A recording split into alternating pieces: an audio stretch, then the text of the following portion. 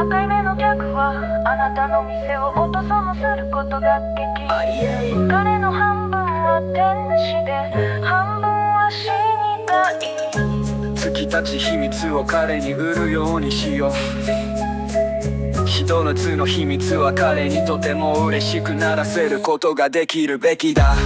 ひどく暑い日、ジェウゾツの客の紹介のもとに突時の男の人に逆らって一人で暮らすことができる。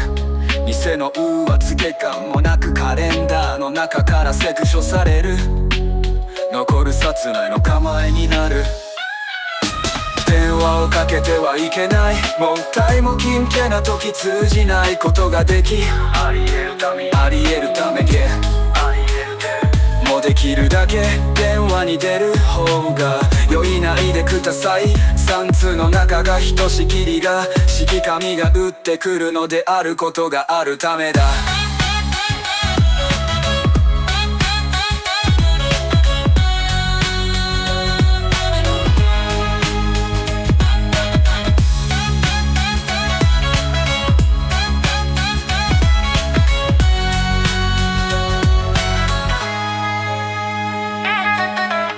赤い目の客はあなたの店に来る。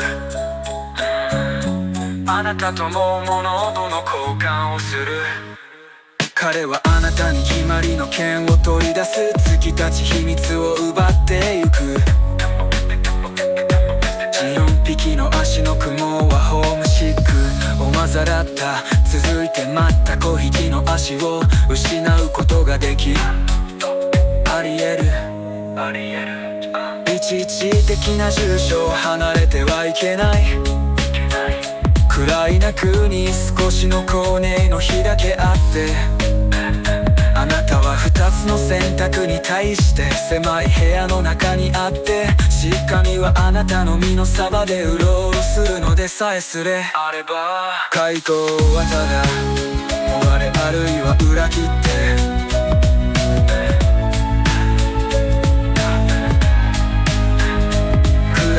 中に少しのコーネの火だけあって、